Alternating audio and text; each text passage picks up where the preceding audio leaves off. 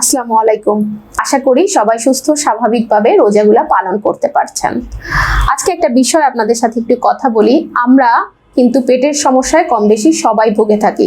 বিশেষ করে যখন রোজার মাস হয় আমাদের কিন্তু পেটের বিভিন্ন ধরনের প্রবলেম ক্রিয়েট হয় বিকজ অফ অ্যাসিডিটি। কারণ হচ্ছে যে এই অ্যাসিডিটি যখন হয় তখন আমরা খাবারগুলা ঠিকমতো নির্বাচন করতে পারি না।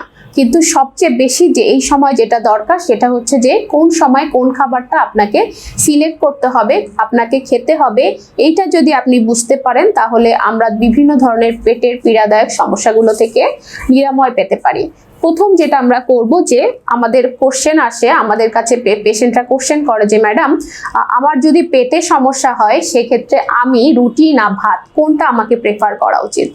আমি মনে করি যদি কিনা কেউ পেটের সমস্যায় ভুগে থাকেন তাহলে প্রথম যে কাজটা করতে হবে সেটা হচ্ছে যে ভাত এবং রুটিতে কি কি উপাদান আছে এবং কেন আমি খাবারটা কোনটা আমি খাবো কোনটা আমি খাবো না এটা আগে বুঝতে যাওয়া। আশা করছি আমি কিছু বিষয় শেয়ার করলে আপনাদের মধ্যে এই কনফিউশনটা আর থাকবে না। প্রথম যদি চিন্তা করি ভাত কিংবা রুটি, দুটাই কিন্তু কার্বোহাইড্রেটের সোর্স এবং কার্বোহাইড্রেট মানেই কিন্তু আমরা জানি আমাদের এনার্জির মোস্ট ইম্পর্টেন্ট একটা এলিমেন্ট কিন্তু কার্বোহাইড্রেট, যেটা থেকে আমাদের শরীরে শক্তি সঞ্চয় করে। এবার আসি, যেহেতু আমার পেটের সমস্যা, আমি বারবার টয়লেটে যাওয়ার ফলে আমি দুর্বল হয়ে যাচ্ছি, তাহলে আমি কোন খাবারটা খাবো যেটাতে আমি এনার্জি পাবো।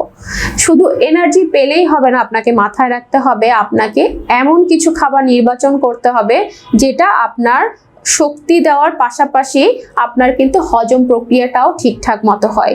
এমন কোনো খাবার খাওয়া যাবে না যেটা ডাইজেশনে স্টমাকের অতিরিক্ত প্রেসার ক্রিয়েট করতে হয়। সেক্ষেত্রে ভাত আর রুটি যদি আমি চিন্তা করি, ভাতে কিন্তু ফাইবার নেই বললেই চলে এবং প্রোটিনের পরিমাণ খুবই কম।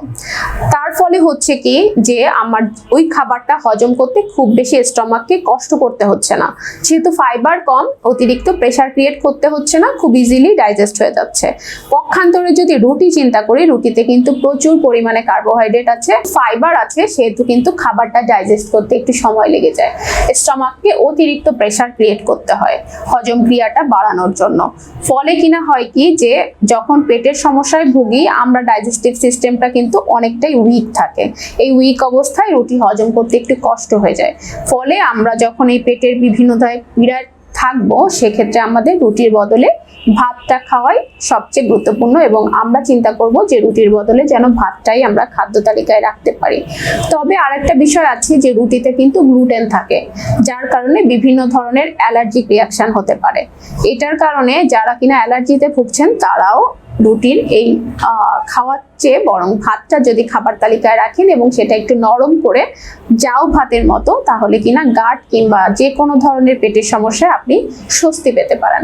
আজকে তাহলে এ পর্যন্তই। সবাই ভালো থাকুন, সুস্থ থাকুন। আসসালামু আলাইকুম।